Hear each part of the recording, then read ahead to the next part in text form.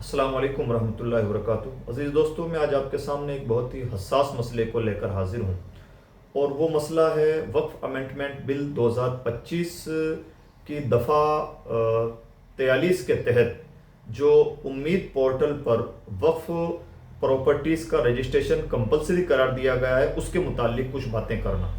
तो इस सिलसिले में हम सब लोगों को बहुत ज़्यादा हसास होना होगा और ये बहुत सेंसिटिव इशू है और टाइम भी हमारे पास बहुत कम है। 5 दिसंबर 2025 इसकी लास्ट डेट फाइनल की गई है।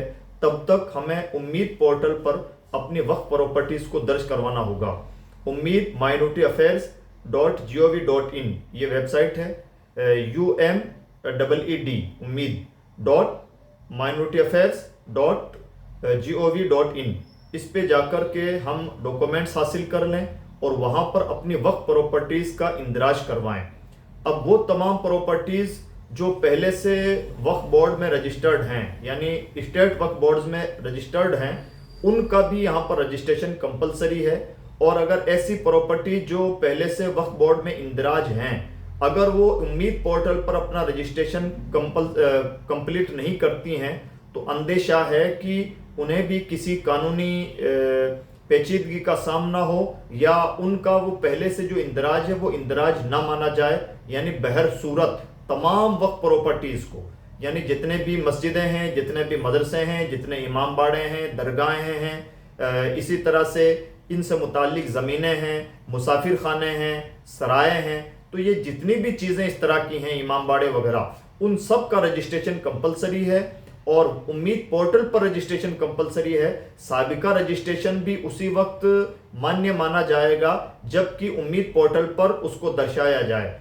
और अगर हमने ऐसा ना किया तो 5 दिसंबर के बाद में हो सकता है कि हमें ज़्यादा पेचीदगियों का सामना करना पड़े और ये काम जो एक्सपर्ट्स हैं इन तमाम चीज़ों के, रेवेन्यू वगैरह के, उन तमाम लोगों से इस सिलसिले में मदद ली जा सकती है। एडवोकेट्स वगैरह से भी मदद ली जा सकती है। काम कैसे होगा वो हमें तय करना है। बहुत ज़्यादा पेचीदा काम भी नहीं अगर हम करना चाहें, लेकिन चूंकि कंपलसरी है लिहाजा इसको इग्नोर करना ठीक नहीं।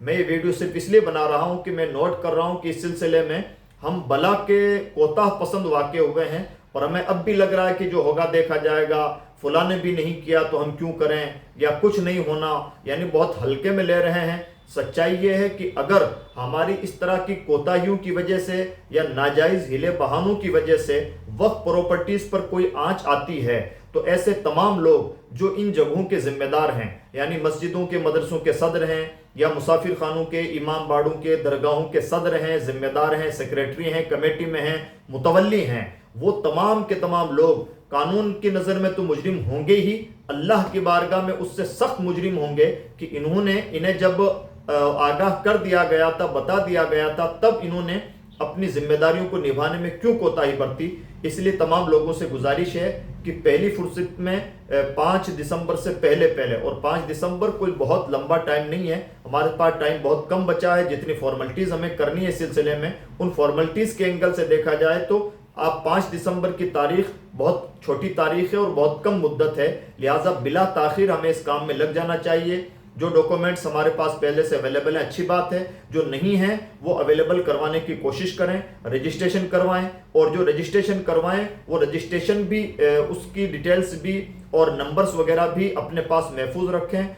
और अगर रजिस्ट्रेशन में कोई कानूनी पेचीदगी पेश आती है तो वक्फ बोर्ड्स वगैरह से भी हम कांटेक्ट कर सकते हैं या माहिरीन से रब्ता कर सकते हैं, लेकिन तरजीही तौर पर हमें ये काम करना चाहिए। और अगर हम नहीं कर रहे हैं, टाल मटोल कर रहे हैं, तो सिर्फ हम अपने आप को दुनिया में मुजरिम ना माने बल्कि अल्लाह की बारगाह के भी हम मुजरिम करार पाएंगे। मैं उम्मीद करता हूँ कि समझदार लोग और हसास लोग हसासी का मुजाहरा करेंगे और किसी भी तरह की कोताही नहीं बरतेंगे। क्यों? इसलिए कि ये मामूली सी कोताही लाखों लाख बल्कि करोड़ों करोड़ की जायदाद के नुकसान और मुसलमानों को आजमाइश में मुब्तला करने का सबब बन सकती हैं। अल्लाह हमारा शऊर बेदार फरमाए।